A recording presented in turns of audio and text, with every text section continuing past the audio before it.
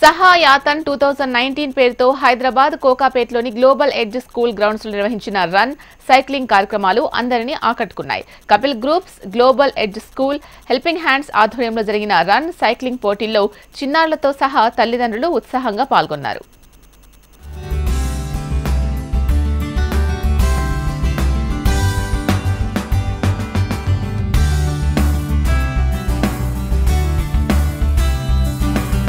సహాయాతన్ 2019 ద్వారా పేదలు, ఆర్థికంగా వెనుకబడిన రోగులు ఫిజియోథెరపీ చేయించుకోవాలన్న ఉద్దేశంతో కోకాపేట్లోని గ్లోబల్ ఎడ్జ్ స్కూల్ గ్రౌండ్స్లో రన్ నిర్వహించారు.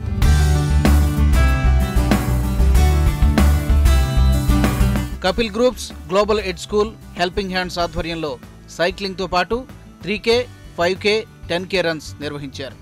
ఈ పోటీల్లో చిన్నారులు, తల్లిదండ్రులు ఉత్సాహంగా పాల్గొన్నారు. ప్రతి ఒక్కరిలోనూ ఆరోగ్యం పట్ల అవగాహన కల్పించడానికి ఈ కార్యక్రమాలు బాగా ఉపయోగపడతాయని పలువురు చెబుతున్నారు. ఒక చక్కటి సందేశంతో పిల్లలందరికీ కూడా ఒక విద్యాలయం ద్వారా సేవా కార్యక్రమాల్లో నిమగ్నం కావాలి అని చిన్నప్పటి నుంచి వీళ్ళకి నేర్పించడం ఒక చాలా మంచి సందేశం. ఈ సందేశం ఒక స్పోర్టింగ్ ఈవెంట్తో లింక్ చేసి పెట్టడం చాలా బాగుంది. 3K రన్, 5K రన్, పిల్లలందరినీ, చిన్నపిల్లల నుంచి పెద్దవాళ్ళందరూ కూడా రన్ తర్వాత సైక్లింగ్ రెండు కూడా పెట్టడం. దీని ద్వారా సహాయం చేయండి, ఇతరులను ఆదుకోండి, మనం అంతా కలిసి ఉంటాం. ఈ ప్లానెట్లో, ఈ భూమి మీద మనం ఉన్నంతకాలం ఒకరితో ఒకరు సహాయపడుతూ ఉండడమే మంచి జీవితం, చక్కటి జీవితం. ఇట్లాంటి సందేశాన్ని పెడుతూ ఈ ఈవెంట్ని ఆర్గనైజ్ చేసిన హెల్పింగ్ హ్యాండ్స్ ఫౌండేషన్ మరియు గ్లోబల్ ఎడ్జ్ స్కూల్ వారిని, దీన్ని స్పాన్సర్ చేసిన Kapil homes and Kapil chit funds వారిని కూడా అభినందిస్తున్నాను.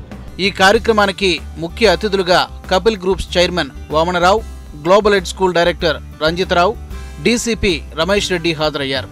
5K సైక్లింగ్ పోటీలను జెండా ఊపి ప్రారంభించారు.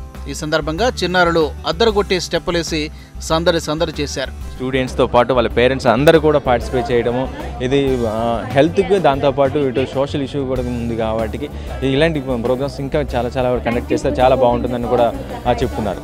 Over to studio.